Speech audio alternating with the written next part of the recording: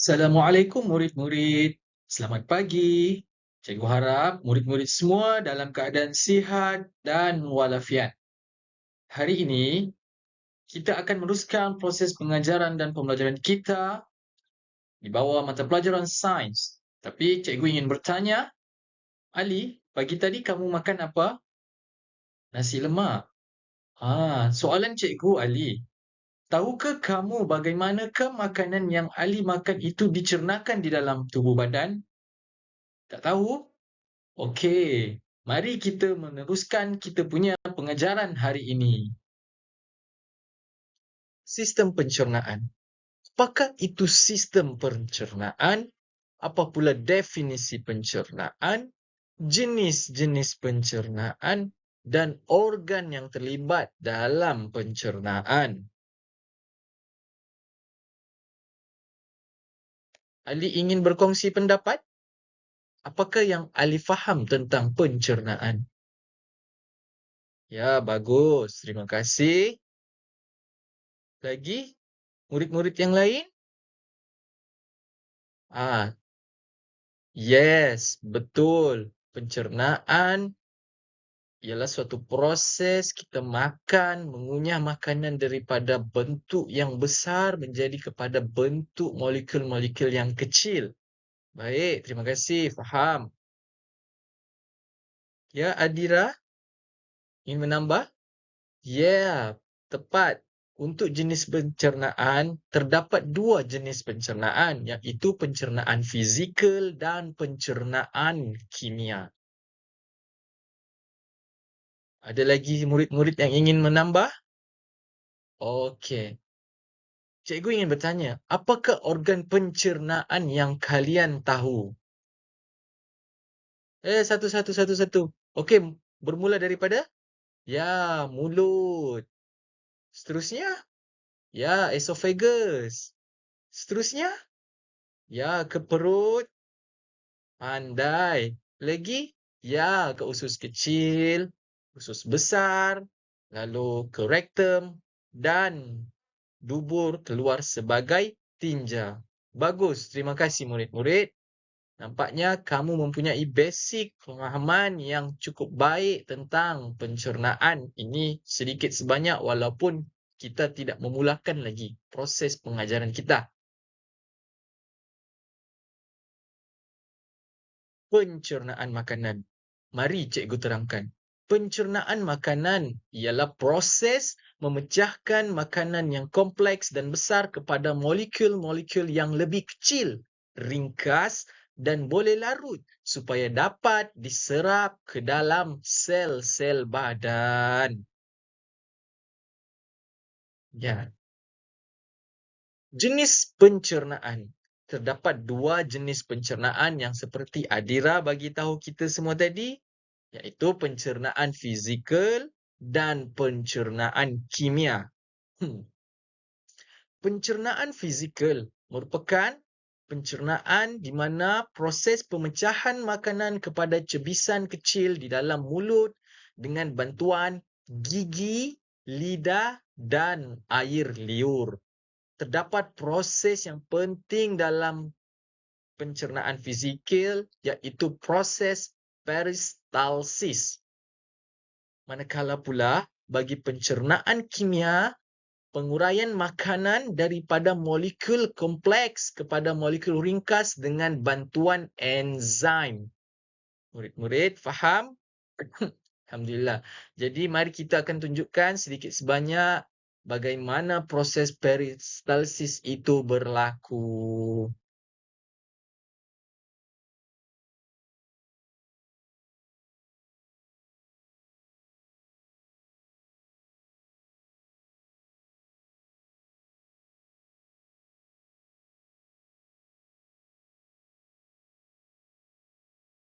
Okey murid-murid, bagaimana daripada pengamatan murid-murid semua terhadap video proses peristalsis?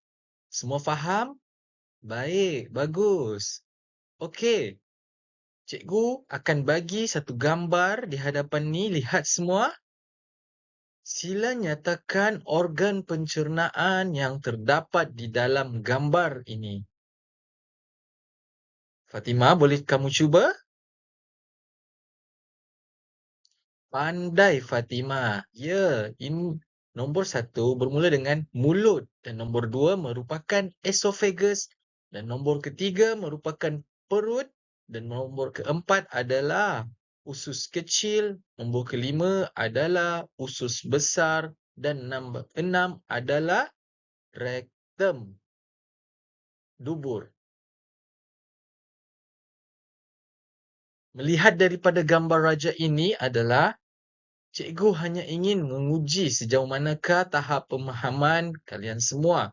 Tapi mari cikgu kongsikan secara mendalam tentang organ pencernaan.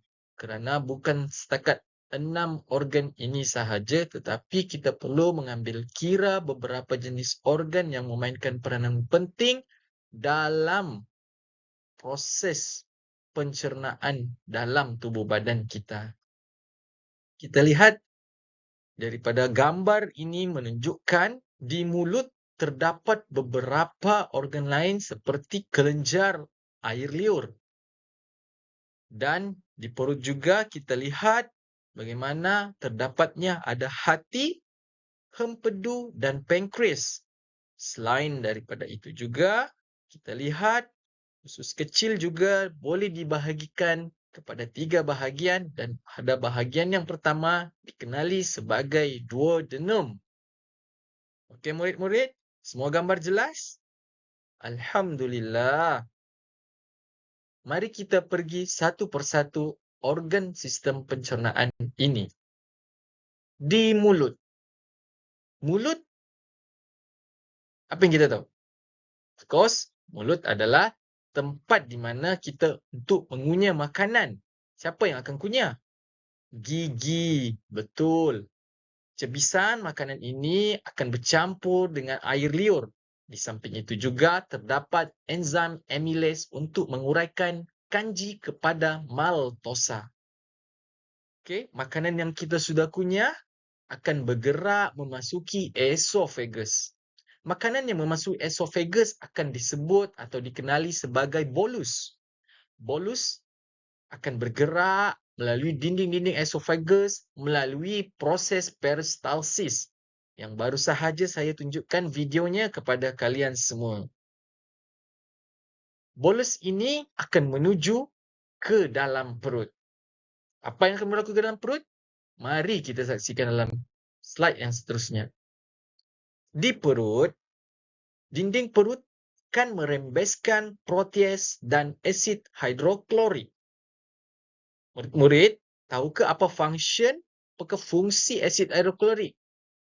Ya, betul. Asid hidroklorik sangat berbahaya dan pH-nya sangat tinggi. Untuk dalam perut ini, asid hidroklorik berperanan untuk membunuh bakteria. Selain itu juga, dia akan mengaktifkan enzim protease. Okey? Enzim protease ini akan mencernakan protein kepada polipeptida. Okey? Makanan ini akan menjadi separa cecair dan akan dikenali sebagai kim. Kita akan pergi ke duodenum. Di duodenum, kim akan memasuki bahagian pertama usus kecil yang dikenali sebagai duodenum. Di organ ini, hati berperanan menghasilkan jus hempedu dan akan menyimpannya di dalam pundi hempedu. Apa fungsi jus hempedu? Jus hempedu berfungsi untuk mengemulsikan lemak menjadi titisan kecil dan menetralkan asid dalam kim. Tadi kita lihat makanan yang berada di perut telah bercampur dengan asid hidroklorik. Maka asid hidroklorik ini bersifat asid dan sangat berbahaya dan tidak sesuai untuk proses pencernaan di duodenum. Oleh itu, jus hempedu berperanan dalam menetralkan asid ini agar pencernaan kita berjalan dengan lancar. Selain itu juga murid-murid, pankreas juga akan menghasilkan jus pankreas yang mengandungi 3 jenis enzim. Enzim yang pertama adalah enzim amylase. Enzim ini bertanggungjawab menukarkan kanji kepada maltosa. protease akan menukarkan polipeptida kepada dipeptida. Dan akhir sekali, lipase akan menukarkan lemak kepada asid lemak dan gliserol. Semua faham? Baik, murid-murid. Pada peringkat usus kecil pula, usus kecil akan merembeskan enzim maltase dan protease.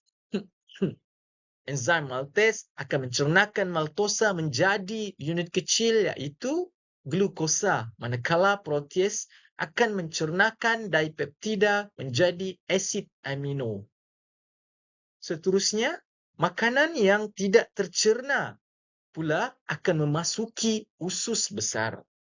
Harus diingat murid-murid, usus besar walaupun tidak mempunyai enzim dalam mencernakan makanan, tetapi usus besar ini berperanan penting dalam proses penyerapan semula air. Sekiranya air kurang di dalam tubuh badan kita, usus besarlah yang bertanggungjawab untuk memastikan air di dalam badan sentiasa mencukupi.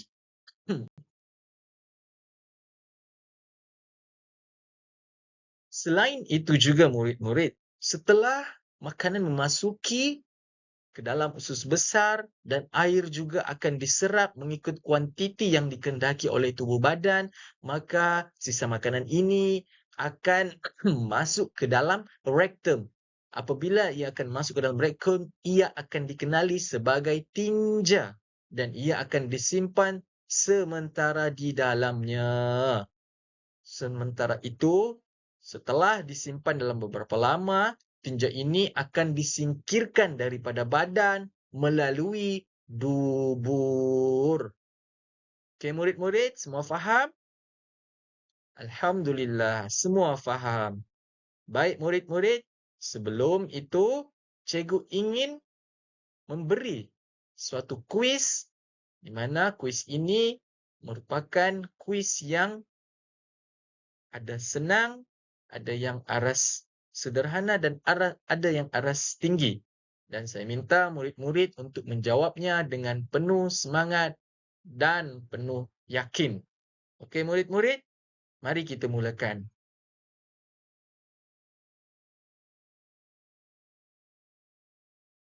Tahniah murid-murid semua kerana telah menjawab kuis ini dengan cemerlang. Dan rata-rata semua murid-murid memahami apakah pengajaran dan pembelajaran kita pada hari ini.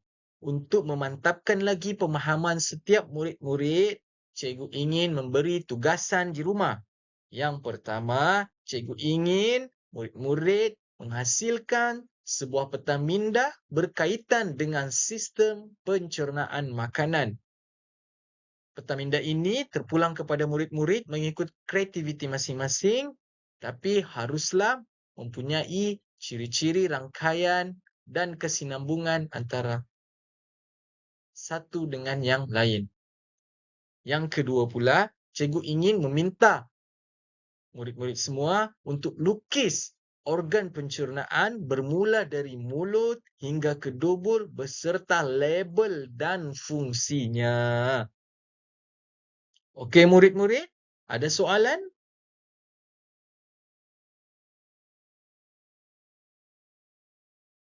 Okey murid-murid.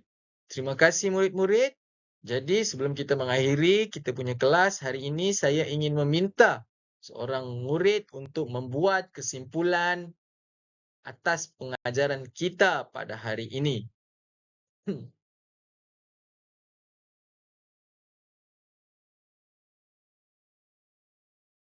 Terima kasih Ali kerana memberi komen dan menceritakan sedikit sebanyak proses pengajaran dan pembelajaran kita pada hari ini.